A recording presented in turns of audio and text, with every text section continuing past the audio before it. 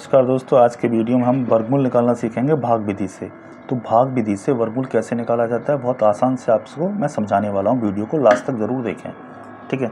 चलो स्टार्ट करते हैं वीडियो को।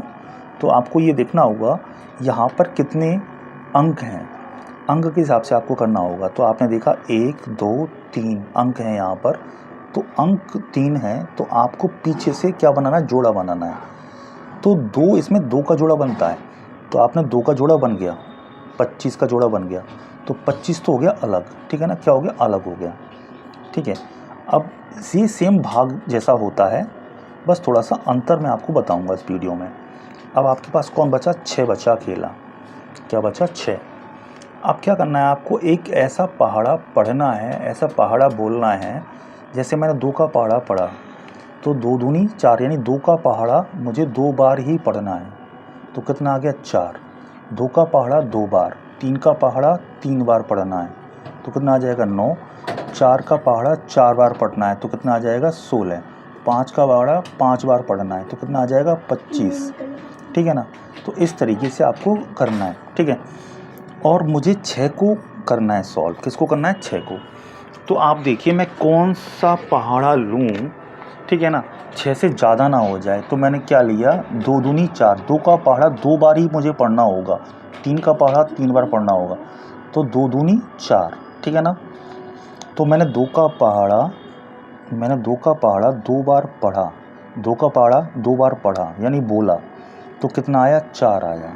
तो 4 जो कि 6 से छोटा है, क्या है, 6 से छोटा होता है, ठीक है ना। अगर मैं 3 का पहाड़ा लेता और 3 बारी मुझे पढ़ना है, वो रूल है इसका वर्गमूल का, भाग विधि से वर्गमूल निकालने का। 3 का पहाड़ा 3 बारी पढ़ना, 3 3 9, जो कि 6 से ज़्यादा हो जाता, ठीक है ना। तो हमको ये नहीं लेना है, हमको ये नहीं लेना है, हमें क्या लेना है, ये वाला लेना है। तो मैंने ये कर लिया।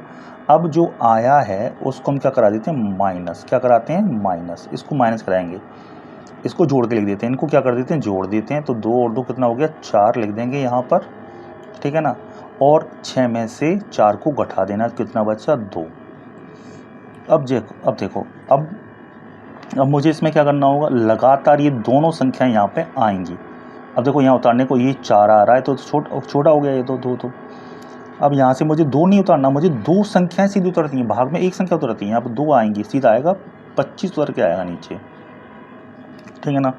अब मुझे यहाँ पर ऐसा लिखना है, जैसे मैंने 3 लिखा, मैंने क्या लिखा, 3 लिखा यहाँ पे, तो 3 लिख दिया मैंने, और 3 ही मुझे यहाँ लिखना होगा, ठीक है। ये 225 मिल जाए, 225 से ज़्यादा ना हो, इसके बराबर में आ जाए।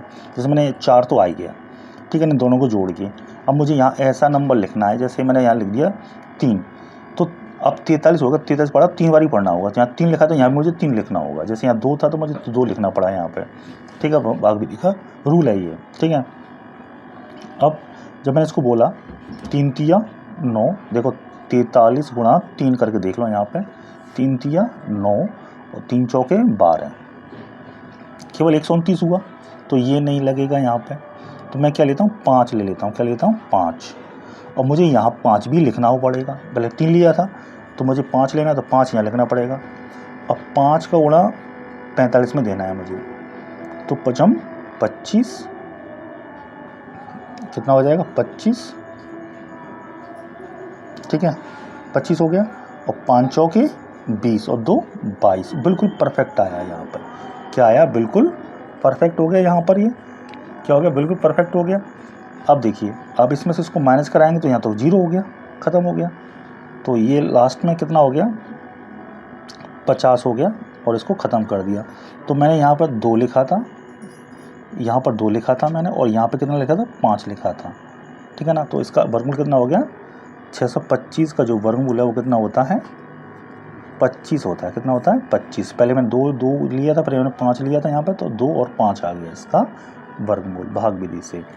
अब इसी सवाल को हम अभाज्य गुणन विधि से भी कर सकते हैं, उससे बहुत सरल हो जाता है, ठीक है। मिलते हैं नेक्स्ट वीडियो में।